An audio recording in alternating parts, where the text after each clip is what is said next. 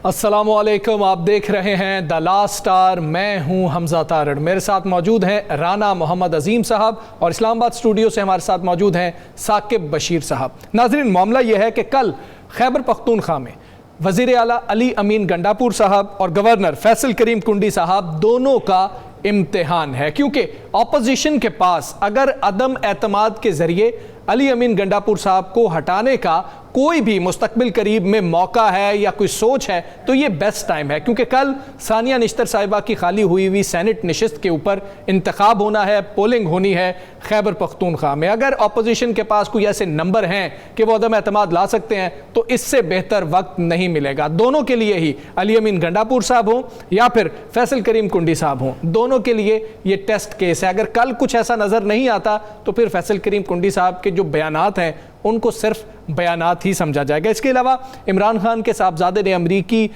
Media को interview दिया है, एक चैनल को इंटरव्यू दिया है। सवाल ये उठ रहा है कि जो मुलाकातें हुई हैं और ये जो इंटरव्यू है, क्या इससे कोई असर भी पैदा हो रहा है या नहीं हो रहा? क्योंकि एक राय ये पाई जाती है, अगर बहुत सूदमंद साबित होता इमरान खान के साहबजादों का दौरा अमरीका तो वो वहाँ से डायरेक्ट पाकिस्तान आते। इस पर भी हमने बात करनी है कि ये राय किस हद तक दुरुस्त है। इसके अलावा जमशेद दस्ती साहब को आज रिलीफ मिला है अदालत से।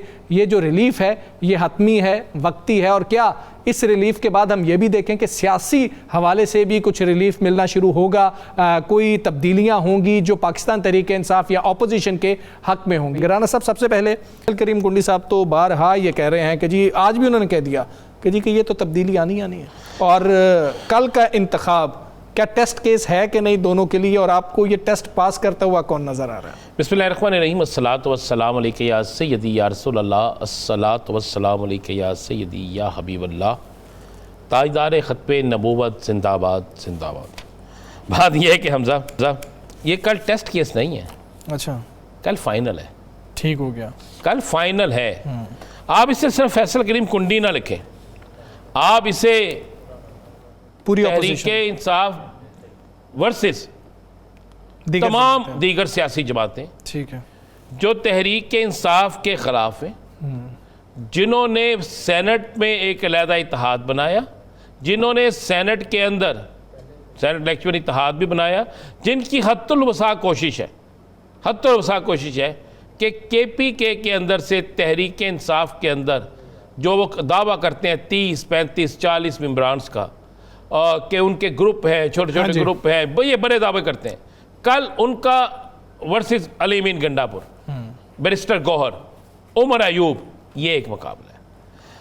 कल का दिन, अब बहुत से, मैं तो मेरी समझ से बाहर था, आज मैंने काफ़ी TV टॉक शो देखे, उसमें पता नहीं क्यों नहीं इस बात को डिस्कस किया गया। हाँ जी, नहीं किया। कल का दिन जो है वो पाकिस्तान की सियासत का बड़ा अहम दिन है। अहम दिन इस लिहाज से है कि एक जगह जो किला है, एक जगह जिसकी बुनियाद पर कहा जाता है कि सारी सियासत चलनी है, और जिसके कहा जाता है कि यहाँ से उठने वाली तहरीक, वहाँ जहाँ से मुराद सही जीत सकता है, जहाँ चले वो कह सकते हैं जी वो तो कमिटमेंट होगी जी, आधी 5 इनकी 6 इनकी। लेकिन अब एक तो नंबर खुफिया राय शुमारी है। खुफिया राय शुमारी में बहुत फ़र्क होता है। बिल्कुल ऐसा। अगर खुफिया राय शुमारी में ये नहीं पता चलता कि राना अजीम ने किसको वोट दिया, हमजा ने किसको दिया, साकिब बशीर ने किसको वोट दिया, खुफिया राय शुमारी है। अगर इस खुफिया राय शुमारी में 5 वोट तहरीक इंसाफ के कम होते हैं, फिर भी तहरीक इंसाफ जीतती है।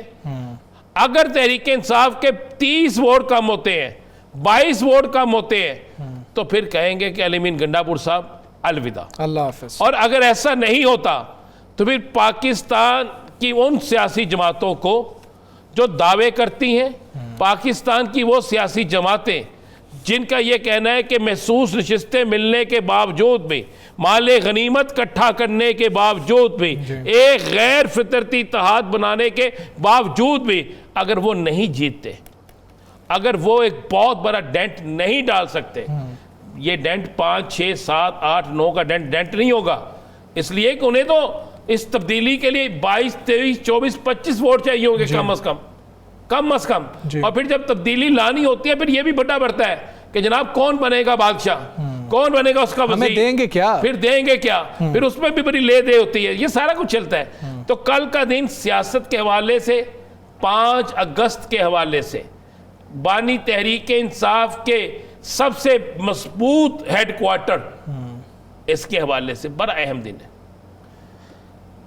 ये जो तहरीक इंसाफ के उम्मीदवार हैं, उसका जितना मर्जी आप कहें कि अली अमीन गंडापुर को वो पसंद नहीं थी जी, बात अब अली अमीन गंडापुर के पसंद या नापसंद की नहीं है, उनके अपने सर्वाइवल की है। अपने सर्वाइवल की है। बिल्कुल ऐसे। और कल के इलेक्शन के बाद दो चीज़ें बड़ी क्लियर हो जाएंगी, बहुत क्लियर हो जाएंगी, कि फैसल करीम कुंडी के दावे, मौलाना फजलुर रहमान की बरकें, मुस्लिम लीग नून के बुलंद बाला दावे और मुस्लिम लीग नून के अलावा वहाँ पे परवेज़ खटक, महमूद खान, एमन वली खान और आफ्ताब शेर पाओ, बस जितने भी आपने बड़े बड़े लोगों को खड़ा किया हुआ है, अब वो एक तरफ है और एक ऐसा शख्स जो अडयाला में है उसका नजरिया एक तरफ खड़ा है। कल तहरीक, मैं आपको वक्त से पहले बता देता हूँ, मैं रिजल्ट आपको दे देता हूँ, मेरी जो इंफॉर्मेशन है जो मैंने इकट्ठी की है, तहरीक इंसाफ जीतेगी। ठीक है, तहरीक इंसाफ जीतेगी, बासानी जीतेगी। बड़ी कोशिश हो रही है इस वक्त, जिस वक्त हम प्रोग्राम कर रहे हैं जोर तोड़ भी हो रहा है।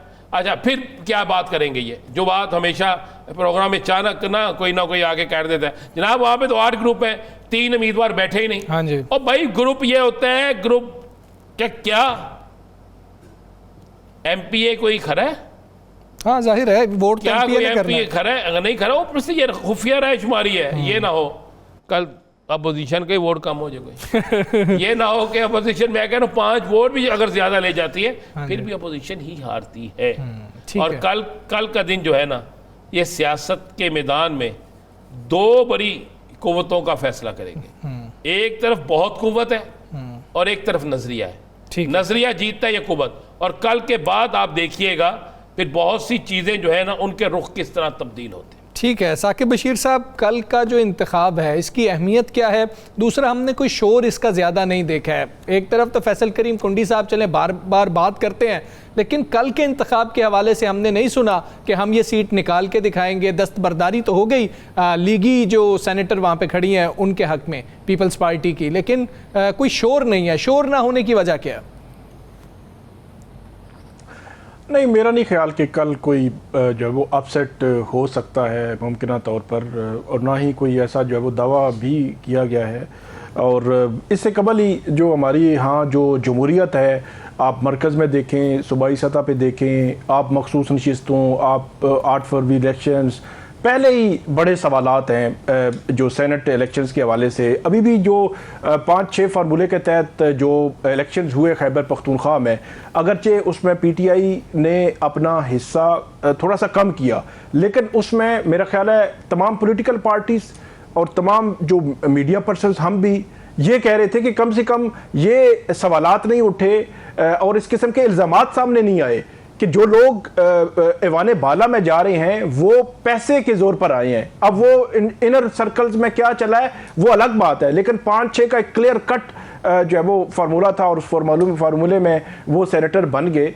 अब कल का जो इलेक्शन है, मुझे कोई अपसेट पोजीशन जो है वो नज़र नहीं आती। पीटीआई की सीट है और पीटीआई की ही मिसाल यूसुफजई को सीट मिल जाएगी। और उसमें भी माजी में हमने देखा कि 5-6 फार्मूले में पीटीआई के वो बाकी जो वहाँ पे लोग थे वो अपने कागजात नामजदगी वापस नहीं दे रहे थे। तो आज जो खवातीन थी उनको कल कम्युनिकेट किया गया पीटीआई की जानिब से कि आप अपने मिसाल यूसुफजई के अलावा बाकी सारी जो है वो अपने कागजात वापस ले लें। तो उन्होंने कागजात वापस भी ले लिए हैं। तो इस तरफ भी कोई ऐसा इशू बज़ाहिर जो है वो नहीं मौजूद, तो कोई अपसेट मुझे नहीं लग रहा इस केस। ठीक है, तुम अच्छा, मैं इस पे बात करना चाहूँगा। जी। मैं इस पे बात बिल्कुल बज़ाहिर नहीं लग रहा, लेकिन अपोजिशन जो पहले 5 और 6 का फार्मूला था उस पर फार्मूला तय किया गया था या साहब, उस पर अपोजिशन और तहरीक इंसाफ इकट्ठे बैठे थे। यहाँ पे वर्सेस हो रहा है, यहाँ पे ये नहीं है कि इकट्ठे हो गए हैं। अगर अपोजिशन को पता है कि तहरीक इंसाफ के पास बहुत ज़्यादा अक्सरियत है वहाँ पे, तो वो अपना उम्मीदवार न देते। वो कहते जनाब हम एक अच्छा तासर दे रहे हैं और ये तासर ये है कि जनाब ये सीट इनकी थी, इनके मेंबरान ज़्यादा हैं, हम नहीं जीत सकते, हम क्यों यहाँ पे बाजार लगाएं, हम यहाँ पे क्यों कोशिश करें। लेकिन क्या इस वक्त जिस वक्त आप और मैं प्रोग्राम कर रहे हैं, हमजा प्रोग्राम कर रहे हैं, क्या बड़े बड़े लोग वहाँ पर मौजूद नहीं हैं? क्या लोगों के राब्ते नहीं हो रहे? क्या वहाँ पर लोगों को कायल करने की, डील करने की या कोशिश नहीं हो रही। ये उस वक्त बात बड़ी अच्छी लगती है जब हम ये समझ लें कि अगर एक बंदे को पता है ना कोई 5 वोट ज़्यादा तो नहीं है, वोट तो अच्छे खासे ज़्यादा पीटीआई के, तो फिर उम्मीदवार खड़ा करना क्यों, और फिर मुतहिदा उम्मीदवार खड़ा करना क्यों। अगर मुतहिदा उम्मीदवार ये खड़ा ना करते तो हम कह सकते थे ये सारे अपनी एक सियासी एंट्री डालने लगे हैं, और सियासी एंट्री यही होती है। क्योंकि अब दावा हो रहा है कि हमने हुकूमत बदलनी है, तो इसलिए मैं नहीं समझता शोर जो नहीं है, जो लफ्ज़ हम कह रहे हैं शोर नहीं है, शोर किस तरह हो, शोर इसलिए नहीं है कि इसको शोर मचाने का मौका नहीं दिया गया।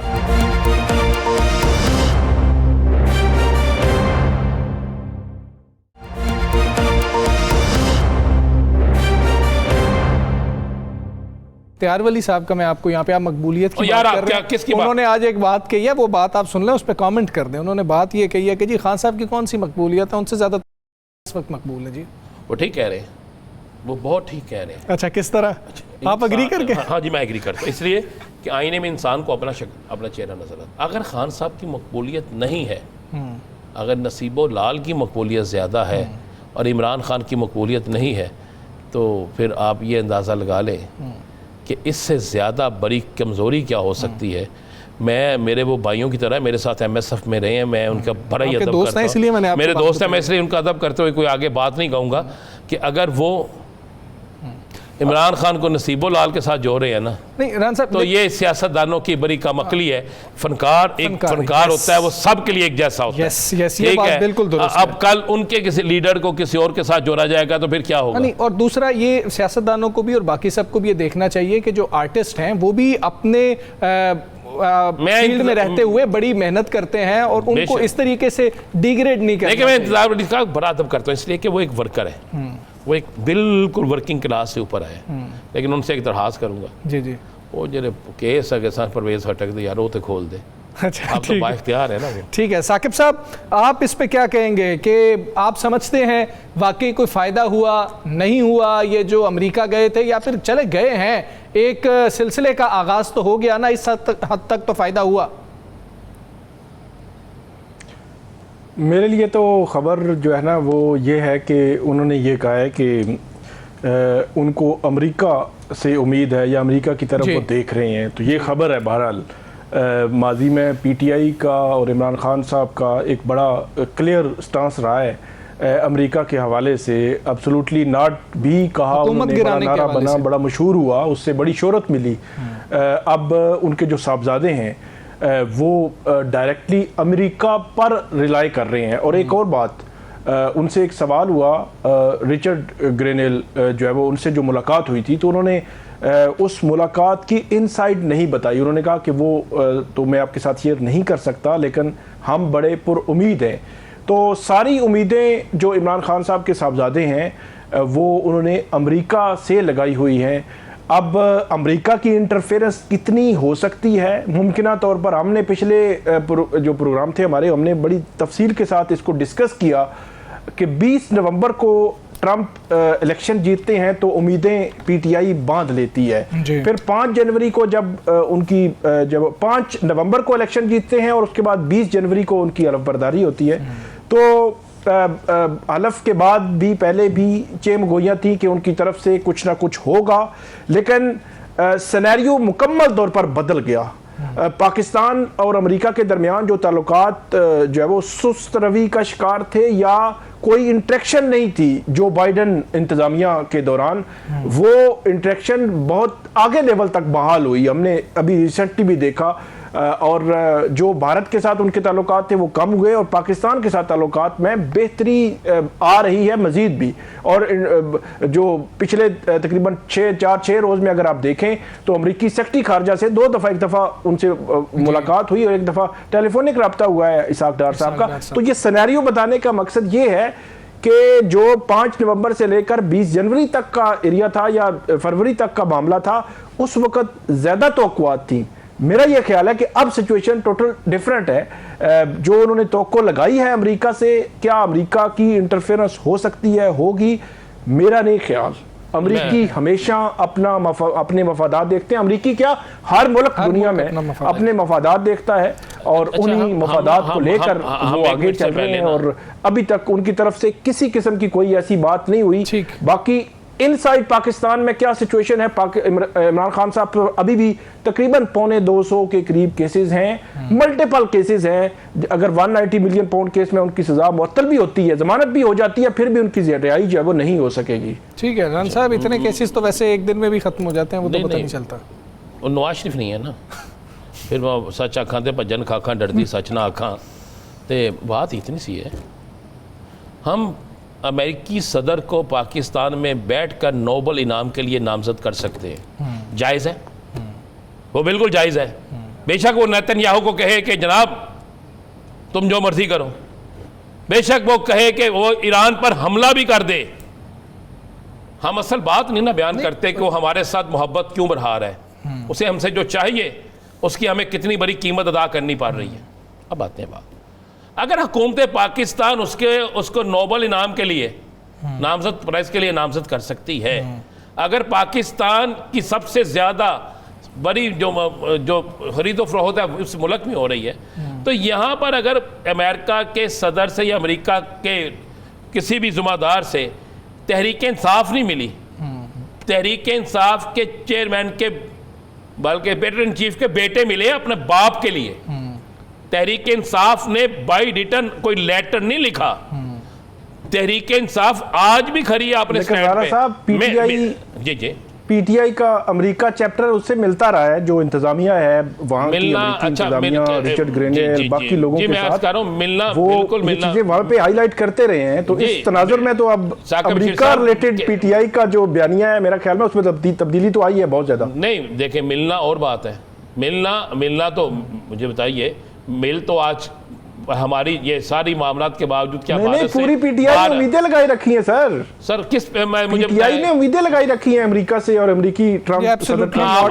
आप मुझे ना पाकिस्तान के 4 नाम बता दें जो जिनके मुंह से आपने सुना कि ट्रंप के आने से मुझे कोई बयान दिखा दे, मुझे कोई इसी का दिखाए। ब्रिस्टर गौर वो 5 नवंबर से लेकर वो मैं कह रहा हूँ जो है वो बड़ी पैनिक थी। मैं कह रहा हूँ, और वहां पे पैनिक कौन था? गवर्नमेंट पैनिक थी ना, मैं तो गवर्नमेंट की बात नहीं कर रहा। हम तो बात, आपने बात की है, देखिए साकिब साहब, आपने बात की है कि पीटीआई ने आसे लगाई हुई थी। क्या ब्रिस्टर गौहर का कोई बयान है?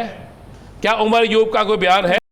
क्या पाकिस्तान में नहीं है ना, पीटीआई के तो है ना, उनको डिसऑन तो नहीं किया जा सकता, को डिसऑन तो पीटीआई नहीं कर सकती, किसी बिल्कुल नहीं कर सकती। मेरा ख्याल है हमें ये तस्लीम, ये एक एडमिटेड फैक्ट बन चुका है कि पीटीआई का एब्सोल्युटली नॉट का जो बयानिया था अब वो बिल्कुल खत्म हो चुका है।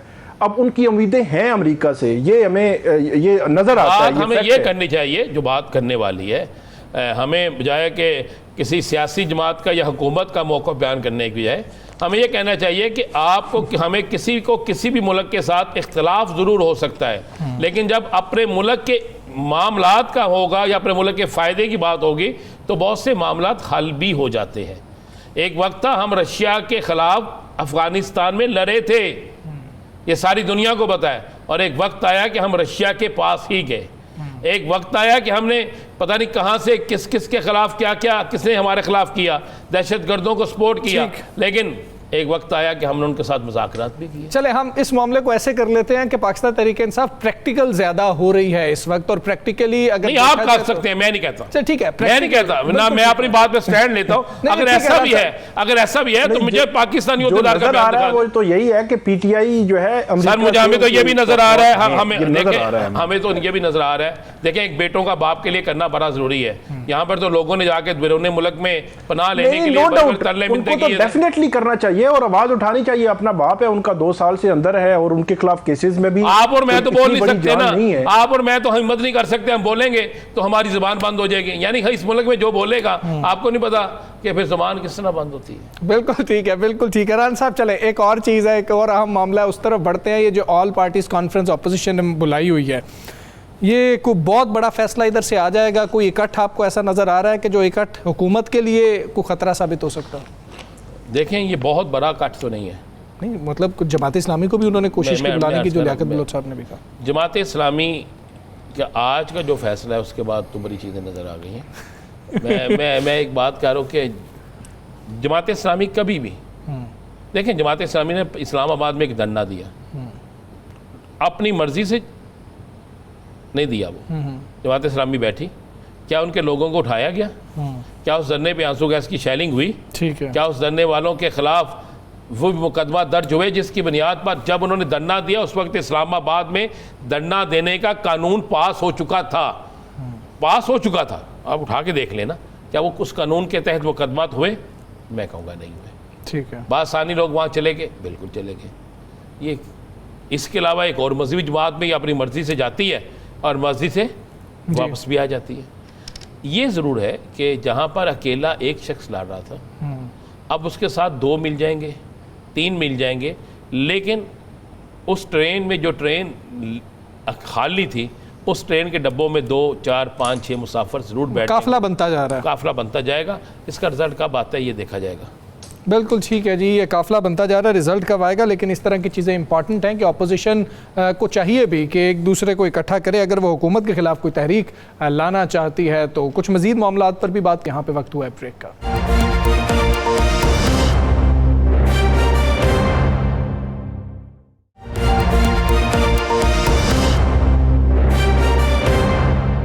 वेलकम बैक जी। मुल्की सियासत के हवाले से बहुत ज़्यादा बातें हो रही हैं। अगस्त और सितंबर की बात हो रही है कि बहुत ज़्यादा कुछ चेंजेस भी आ सकती हैं, और अब कुछ ऐसे लोग भी इस पर बातें कर रहे हैं कि जिनके हवाले से ये समझा जाता था, या वो लोग ये समझते थे कि मामलात ऐसे ही चलते रहेंगे और पता नहीं कब तक चलते रहेंगे। ये तमाम तर सूरत हाल किधर जा रही है? ये जो मुलाकातें हो रही हैं मियाँ नवाज शरीफ साहब की, वज़ीर आज़म साहब की, मरीम नवाज साहिबा की, और जहाँ पाकिस्तान तहरीक इंसाफ कहाँ पर स्टैंड करती है अपनी तहरीक को लेकर, इन तमाम मामलात पे बात करेंगे। सीनियर सियासतदान मोहम्मद अली दुरानी साहब हमारे साथ मौजूद है। दुरानी साहब, बहुत शुक्रिया आपका। सर, ये कहिएगा, एक बड़ी अहम मीटिंग हुई है, फैमिली की मीटिंग हुई थी मरी के अंदर। आप उस मीटिंग को कैसे देखते हैं कि ये बस रूटीन की मीटिंग थी या नहीं, या फिर कुछ सियासी मामलात कुछ बदलने जा रहे हैं? सर,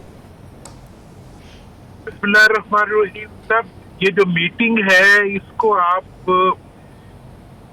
मतलब रूटीन की तो नहीं कह सकते कि इससे पहले जो है प्राइम मिनिस्टर साहब का जो चेहरा है वो बहुत उतरा हुआ नजर आ रहा है। इसके अलावा मियां साहब को जो अपनी सियासी चैलेंजेस हैं वो उनको बहुत ज्यादा महसूस हो रहे हैं उसके भी, और उनका खामोशी जो है वो ये बता रही है कि वो खामोश इसलिए नहीं है कि सब अच्छा है, वो खामोश इसलिए है कि या तो सब अच्छा नहीं है, या इस वक्त कुछ अच्छा नहीं है, या उनके पास कुछ कहने को नहीं है। तो ये तमाम जो सूरतें हैं ये यकीनी तौर पर एक अनरेस्ट की निशानदेही करती है। और मेरा ख्याल ये है कि मियां साहब जैसे दाना सियासतदान को और तजर्बाकार सियासतदान को परेशान तो होना चाहिए कि उनका जमहूरियत का जो था सारा कॉन्सेप्ट वो भी फारिग हो गया। उनकी पार्टी जो उन्होंने बनाई जिसको 2/3 अक्सरियत तक की मकबूलियत दिलाई उन्होंने 90s में, वो फिर उसके बाद उनका जो एक खानदानी अंपायर थी सियासी, वो मतलब सब चीजें जो है वो ऐसे लगता है कि वो डूबती जा रही है, उनकी सियासत भी डूब रही है। क्योंकि सियासतदान की जो सियासत होती है वो इक़्तिदार से जिंदा नहीं होती, वो अवाम की सपोर्ट से जिंदा होती है।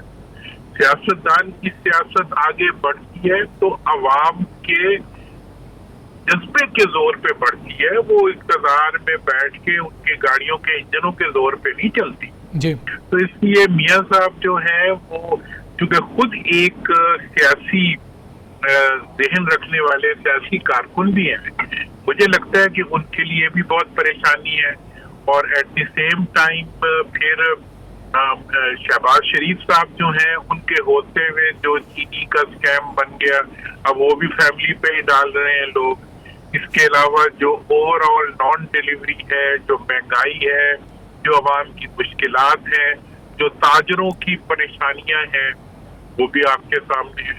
तो इन सब सूरत हाल में मैं तो समझता हूँ कि बहुत बड़ा चैलेंज ये हुकूमत खुद अपने लिए बनी है। अच्छा दुरानी साहब, बहुत से हल्के, बहुत से आप जैसे सीनियर लोग और बहुत से तज्जियाकार अपने कालमों में इस बात का जिक्र कर रहे हैं कि आइंदा 90 रोज़ जो है बड़े इंतहाई अहम हैं। बल्कि कुछ लोगों ने तो यहाँ तक जिक्र कर दिया कि कुछ लोगों को पहले खामोश और अब उन्हें कहा है कि इन्हें रुखसत कर दें। क्या कोई ऐसे हालात पैदा हो रहे हैं?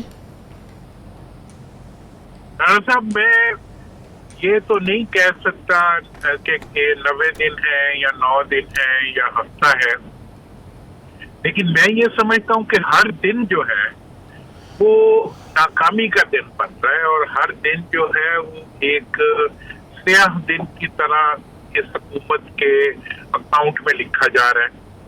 और मेरा तो ख्याल ये है कि जो हुकूमत को सपोर्ट करने वाली कुव्वतें हैं वो भी गालबन उतनी ही परेशान होंगी जितनी हुकूमत खुद है कि यार एक ही चीज ले आएगा।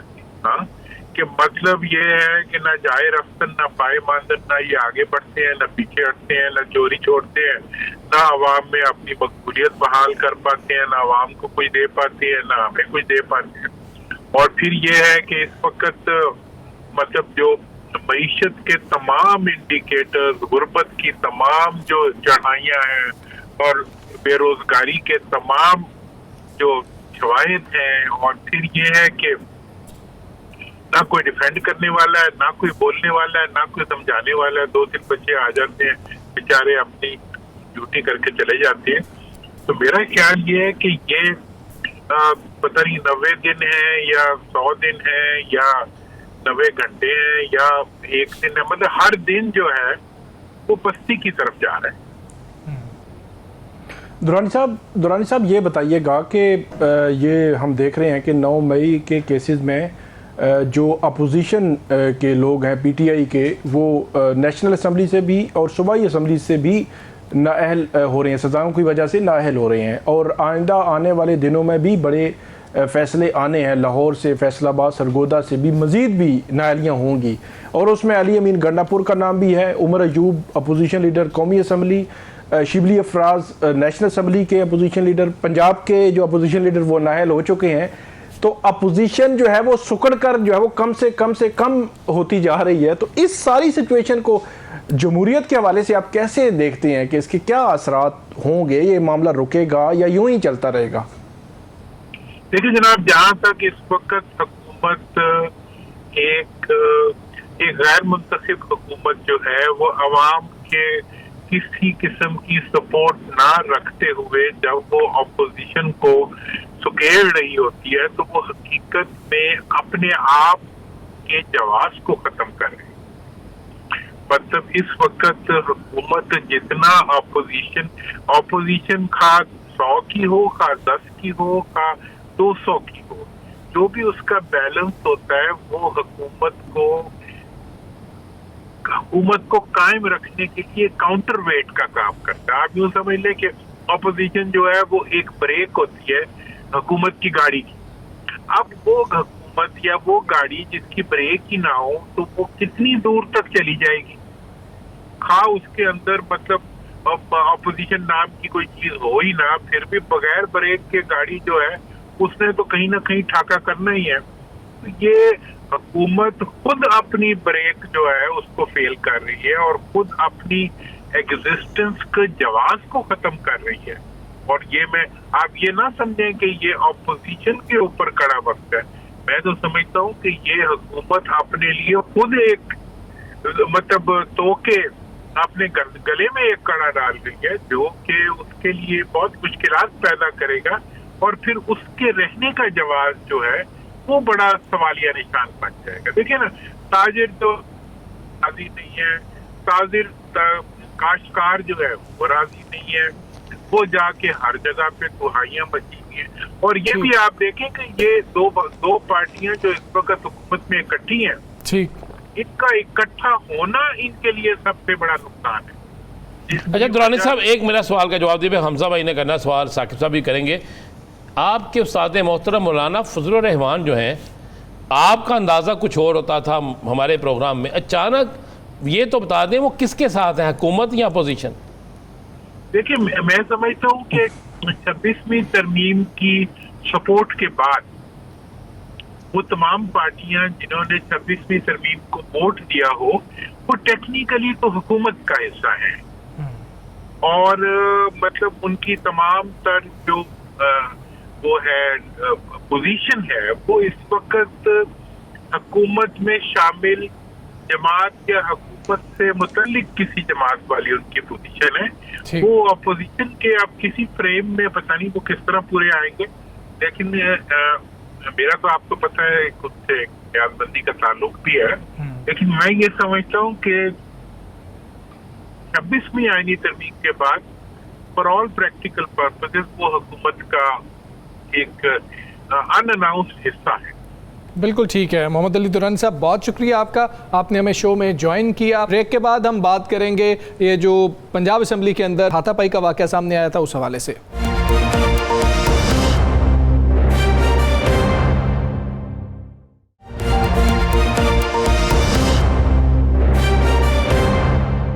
वेलकम बैक जी। 2 रोज़ कबल एक अफसोसनाक कह लें, तशवीशनाक कह लें या जो भी कह लें, ऐसा एक वाक़या सामने आया था पंजाब असम्बली में जिस वक्त हमने हाथापाई होती हुई देखी थी, और वो हाथापाई हुई थी पाकिस्तान तहरीक इंसाफ के MP खालिद निसार डोगर साहब और हसन रियाज साहब के दरमियान, जो कि लीगी MP हैं। मामला हुआ क्या था, क्या हुआ कि बात यहाँ तक पहुँच गई कि हाथ ही उठाना पड़ गया, अपनी सीट से उठे और उनके बेंचेस पर जाकर थप्पड़ रसीद कर दिया। इसी पर हम बात करेंगे। हमारे साथ पाकिस्तान तहरीक इंसाफ के MP खालिद निसार डोगर साहब हमारे साथ मौजूद हैं। डोगर साहब, बहुत शुक्रिया आपका। सर, ये कहिएगा कि मामला क्या हुआ? बातचीत होती है वहाँ पर, फोरम पे लोगों के मसाइल डिस्कस हो रहे होते हैं, ऐसा क्या हुआ था? किस चीज़ ने आपको ट्रिगर किया कि आप उनके बेंच की तरफ गए और जाकर थप्पड़ रसीद कर दिया? सर जी, अस्सलाम वालेकुम। सबसे पहले तो बहुत शुक्रिया, आपने शो पे बुलाया। अच्छा, इसमें अगर आपने वीडियो देखी है तो उसमें सिर्फ दिखाया गया कि मैं उठा हूँ अपनी सीट से और मैंने अटैक किया है, हालांकि ऐसा हुआ नहीं है। इसके अगर आप पस मंजर पे जाएं, पहले आप देखें हुआ क्या था। स्पीकर का काम है कि उसने हाउस चलाना है, इम्पार्शियल होके हाउस चलाना है, बायस्ड होके हाउस नहीं चलाना है। आप देखें, हमें वो बोले नहीं दे रहा था बिल्कुल। हमारा राना शहबाज साहब आए हैं, उनको कुरान लेके आए थे। उनका जी आप इस पे हाथ रख के बताएं कि आप इंसाफ है इसमें, तो आगे से कहते हैं आपको कुरान पढ़ना आता है, मुझे बताएं कि आप एक्सपेक्ट करते हैं स्पीकर से ऐसी लैंग्वेज यूज करना। फिर कहता है कि आप कुरान कैसे ले आए यहाँ पर, हम नहीं ला सकते। फिर कहता है वजू में, मतलब आप कैसे कह सकते हैं कि बंदा वजू में है कि नहीं। उसके बाद देखें, आप सिर्फ पता नहीं उनको हुआ क्या होता है स्पीकर साहब को। हमारा एक बंदा खड़ा हुआ था, ये मौसूफ जो हसन साहब है, ये बार बार इतने गंदे लहजे में, इतनी सख्ती में थे, गुस्से में उसको कह रहे थे कि तुम निक को बाहर फेंक दें, इन जाहिलों को बाहर फेंक दें, ये PTI इनका लीडर भी यही है, जो उसके मुंह में आ रहा था बोली जा रहा था। तो आप अगर वीडियो में देखें, स्पीकर उन्हें कह रहे बार बार कि हसन साहब बैठ जाएं, हसन साहब ये तरीका नहीं है सही, आपने देखा होगा। तो फिर मैं खड़ा होकर कहा, मैंने कहा हसन भाई बैठो, आप क्या कर रहे हो आप? तो वो मुझे मेरी तरफ देखे, मुझे गालियां गलोच शुरू हो गया। फिर तुम लोगों की तरबियत ऐसी है और हमारे लीडर को भी बीच में बिलो द बेल्ट ऐसी गुफ्तगू जो यहाँ पे मैं कर ही नहीं सकता। इसी वजह से फिर मैंने उसको जब खड़ा हूँ तो उसने मुझे इशारे किए कि आओ मेरी तरफ, या मैं उसकी तरफ गया हूँ तो उन्होंने मेरे पे अटैक किया है। अगर आप वीडियो को देखें तो मैंने उसको ब्लॉक किया, उसको अटैक को, तो मैंने अपने सेल्फ डिफेंस पे उस पर अटैक किया।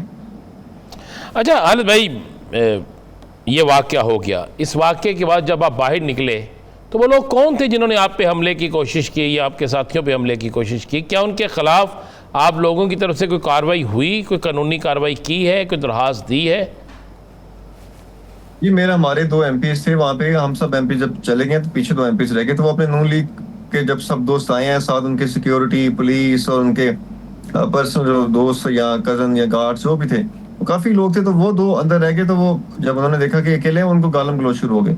तो उसके खिलाफ हमने एप्लीकेशन दी हुई है। तो इंशाल्लाह ताला हमने बल्कि डिप्टी स्पीकर को भी एप्लीकेशन दी है कि ये तो असेंबली के अंदर बिल्कुल काबिल कबूल ही नहीं है कि इस तरह के बाहर से आके लोग बदमाशियां करें। देखिए, नून लीग के है ही गुल्लू भट्ट की पार्टी, इनका काम ही बदमाशियां करना है। तो ये अब अपने आप को मजलूम शो कर रहे हैं कि हमारे साथ ज्यादती हुई। अगर देखा जाए तो ज्यादती उन्होंने की है। और देखें, चले अगर मुझे सस्पेंड किया है उन्होंने, मैंने चले आप देखें असेंबलियों में कुर्सियां भी चल जाती हैं। अगर मैंने कानून तोड़ा, मुझे सस्पेंड किया, तो उन्होंने कानून नहीं तोड़ा, उन मौसूफ ने भी कानून तोड़ा। उनको सस्पेंड क्यों नहीं किया? कि आप देखिए, शेख इम्तियाज हमारे MP हैं, जब हम सारों ने वॉकआउट किया, कोरम पूरा नहीं था, मतलब 96 MPs ना हो तो इजलास नहीं चल सकता। This is what law says, what constitution says. उन्होंने खड़े होकर कहा सर कोरम पूरा नहीं है, कहते जी आप भी सस्पेंड। शेख इम्तियाज को भी सस्पेंड कर दिया है। आज हमारा एक MP है एजाज शफी, उसने खड़ा स्पीच करने का, उसको भी सस्पेंड कर दिया। आप देखें इस तरह, ये मतलब क्या बताना चाह रहे हैं? एक बात से सलामत है ये, कोई अल्लाह माफ करे, खुदा है कोई? ठीक है डॉक्टर साहब, इस पे भी कमेंट कीजिएगा। आप समझते हैं कि हीट ऑफ द मोमेंट थी, एक वाक़या हो जाता है, उसके बाद इंसान सोचता है, उसको रिकॉल करता है तो सोचता है कि मैं काश उधर जाता ही ना। ये आपको कोई अफसोस है कि ये मामला इतना ट्रिगर नहीं करना चाहिए था कि टीवी पे चल जाता, स्क्रीनों पे चल जाता और दोनों को दिखाया जा रहा होता कि जी ये असेंबली है जहाँ पर अवामी मसाइल की बात होनी चाहिए और यहाँ पर थप्पड़ चल रहे हैं? देखिए, ये बात आपकी ठीक है कि लोग हमारे से एक्सपेक्ट ये नहीं करते। लोग कहते हैं कि हमारे मुअज़्ज़ज़ अरकान है, ये असेंबली में जाके हमारे मसाइल उजागर करेंगे, इनको ये नहीं करना चाहिए था। पूरे का पूरा इवेंट जो हुआ है, मतलब मैं ये नहीं कहता जो मैंने किया है वो भी गलत है, लेकिन जो स्टार्ट हुआ है, देखिए आप खुद सोचें कि अगर आप एक इंसान बैठा हो तो उसको आके गाली दे, वो एक दफा उसको रोके, 2 दफा रोके, 3 दफा रोके, फिर चौथी दफा तो वो वापसी गाली देगा ना। फिर जब वो वापसी गाली देगा फिर लड़ाई होगी ना, और तो कुछ नहीं हो सकता। तो इसलिए इस पूरे इवेंट को मैं कहता हूँ कि ये गलत हुआ है, ये नहीं होना चाहिए था। ये मतलब एक मुअज़्ज़ज़ माशरे में हमें ऐसे नहीं करना चाहिए। क्या उसने बानी तहरीके इंसाफ के खिलाफ भी बात की थी जिसपे आपको ज्यादा गुस्सा आया? दरअसल तो पॉइंट है वहां पे, हमें देखें जब वो आप देखें वो, अब मैं वो अल्फाज यहाँ पे यूज नहीं करना चाहता कि जो वो बार बार यूज करते हैं। हालांकि स्पीकर जो हमारे मलिक अहमद खान है, उन्होंने बाकायदा ये रूलिंग दी हुई है कि हमने डेरोगेटरी मार्क्स अपने लीडर्स के बारे में नहीं यूज करने। जी। लेकिन वो उनको जानबूझ के जब भी वो गुस्से में आते हैं, तैश में आते हैं, वो हमें छोड़ के हमारे लीडर के बारे में शुरू हो जाते हैं, ऐसी गलीज गुफ्तगू करते हैं कि मतलब देखिए, मैं अगर हम गुफ्तगू करना शुरू कर दें ना तो ये मुंह छुपाते फिरेंगे, इनको समझ नहीं आएगी हम जाए कहाँ पे इनके लीडर के बारे में, लेकिन हम नहीं करते, हम बिलो द बेल्ट जाते नहीं हैं। जी साकिब साहब। जी खालिद साहब, ये बताइएगा कि जिस तरह आप बता रहे हैं जो सारी जो है सिचुएशन डेवलप हुई, तो अब कोई सुलह सफाई की तरफ मामला जा सकता है? जिस तरह प्रीवियसली भी इशू हुआ था तो आपके जो MPAs हैं उनको फिर बहाल भी किया गया, अब भी कोई ऐसा हो सकता है ताकि फ्यूचर में ऐसा ना हो? क्योंकि अगर आज हुआ है तो कल कोई और तकरीर करेगा तो फिर कोई इस किस्म की सिचुएशन जो है डेवलप हो सकती है। तो जो डेरोगेटरी रिमार्क्स हैं वो तो डेफिनेटली ना कौमी या ना सूबाई असम्बली में कहीं पे भी किसी लीडरशिप की तनकीद होनी चाहिए, लेकिन ये इस किस्म के अल्फाज तो इस्तेमाल नहीं होने चाहिए। कि इसकी रोकथाम के लिए कुछ आप लोगों ने तजावीज़ रखी हैं, कोई मिले हैं या कोई डेवलपमेंट होने का इम्कान है इस हवाले से? हम एक दूसरे के इश्यूज के ऊपर बात करें कि आपने ये काम किया, करप्शन है, जो व्हाटएवर, लेकिन वो आप बार बार अगर देखें करप्शन पे तो वो बात कर ही नहीं सकते इमरान खान की, क्योंकि आपको पता है वो करप्ट इंसान है ही नहीं। जिस इंसान ने अपनी सारी जिंदगी पाकिस्तान को दे दी, शौकत खानम, और अपना बाकी जायदाद भी उन्होंने उनको वक्फ कर दिए, तो अब जब उनके पास वो नहीं आती तो वो पर्सनल अटैक करते हैं बार बार। पर्सनल अटैक में मैं कैसे बताऊं, आप इतनी वो घटिया अल्फाज यूज करते हैं कि आप सोच नहीं सकते। तो हम बजाय इसके, देखें मरीम जब आई हैं, मरीम साहिबा स्पीच करने आई, तब हमने भी काफी नारे लगाए, जो हमारा पीसफुल प्रोटेस्ट हमारा राइट है, तब भी हमें सस्पेंड कर दिया गया। कोई गाली नहीं दी गई, कुछ नहीं, हमारे पे झूठा इल्जाम लगाया कि हमने माइक तोड़े। इन्वेस्टिगेट किया जाए तो इस तरह कैसे चलेगा? देखिए हमारे वर्कर्स को मारा जा रहा है, हमारा लीडर जेल में है, हमारे पे जुल्म ज्यादती हैं, औरतों को उठाया। खालिद साहब, आपके जो मतलब इमरान खान साहब समेत PTI भी ये तो कहती रही है ना कि जो नून लीग है, जिसको जब उनके खिलाफ फैसले आए अदालतों से, उनके हवाले से मतलब मुख्तलिफ अलकाबात तो इस्तेमाल होते रहे। तो अब भी अगर देखा जाए तो रिकॉर्ड की बात तो ये अलग बात है, उस पर एतराज़ात हैं, लेकिन 190 million pound case, Toshakhana cases में आपके खिलाफ फैसले तो मौजूद हैं आपके लीडर के खिलाफ। सर देखें, अगर आपने 190 मिलियन पाउंड के बारे में बात करनी है तोशाखाना के, यकीन करें पूरा आप शो कर लें, मैं आपको साबित करके बताऊंगा। 190 मिलियन जो पाउंड की ये चोरी कह रहे हैं वो तो साबित ही नहीं हो रही, वो तो शहबाज शरीफ उसकी यूनिवर्सिटी मैं रिकॉर्ड की बात कर रहा हूँ, वो अदालती फैसले की बात कर रहा हूँ। हमें पता है क्या नहीं है, लेकिन मैं रिकॉर्ड की बात कर रहा हूँ कि जब आप लोग उनके हवाले से बात करते थे तो अब आप लोगों के हवाले से बात करते हैं कि अदालतों ने ये फैसले दिए हुए हैं। अदालत ने, सर देखें ना, मैं आपको वही कह रहा ना, अदालत ने तो 40 साल बाद 50 साल बाद भुट्टो के फैसले पे भी माफी मांगी कि वो एक जुडिशल अपना एक मर्डर था। मैं देखें, आप तनकीद आप कह सकते हैं कि ये जो फैसला आया है, ये अब चले आप 26वीं आईनी तरमीम देख लें। 26वीं आईनी तरमीम को करवा के जुडिशल कमीशन बनवाया गया। इतनी क्या जल्दी थी कि 25 मई से पहले करवाया गया? क्योंकि आपको पता है ना, इन्होंने अपनी मर्जी के पैनल बनाना था, उसे अपनी मर्जी के फैसले लेने थे। सर अदालत के फैसले पे ठीक है हम पार्लियामेंट के अंदर नहीं बोल सकते, लेकिन आप अपनी राय दे सकते हैं। कि ये फैसला कानून के मुताबिक नहीं। आप देखिए ना, हाल भाई, आप हालत डॉक्टर साहब, आपके घरों में रेटें भी हो रही हैं। एक छोटी सी सर, एक छोटी सी, 6 महीने से इमरान खान की इस्लामाबाद हाई कोर्ट में पेशी है, 6 महीने से जज साहब नहीं आ रहे सर।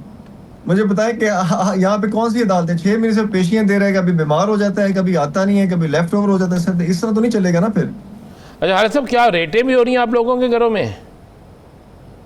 सर आप देखें कि हमारे वर्कर्स को 5 अगस्त की जो कॉल आई है, आज भी हमारे वर्कर्स के बुरे वाला ने उन्होंने घर तोड़े हैं। किस तरह जुल्म ज्यादतियां कर रहे हैं, 2-3 साल हो गए हैं। इस तरह तो कभी अल्लाह माफ करे किसी भी जालिम से जालिम डिक्टेटरशिप में भी ऐसे नहीं हुआ जैसे ये कर रहे हैं। मुशर्रफ दौर में ऐसे नहीं हुआ जैसे ये इन्होंने हालात कर दिए खूनी गवर्नमेंट ने, खून लीग ने। बिल्कुल ठीक है खालिद निसार डोगर साहब, बहुत शुक्रिया आपका, आपने हमें प्रोग्राम में वक्त दिया। लेकिन जो भी है, इस नहज तक मामलात नहीं जाने चाहिए हैं कि मामला हाथापाई तक चला जाए, और दोनों जानिब से इस मामले को रफा दफा करना चाहिए। और ये इतनी तलखियाँ आपस में नहीं होनी चाहिए कि एक दूसरे की बात बर्दाश्त न की जाए, और ऐसे लीडरान हों या ज़ाती हैसियत में भी एक दूसरे के ऊपर इल्ज़ामात नहीं लगाने चाहिए। प्रोग्राम का वक्त ख़त्म हुआ। मुझे साकिब बशीर साहब को, राना अज़ीम साहब को इजाज़त दीजिए। अल्लाह हाफ़िज़।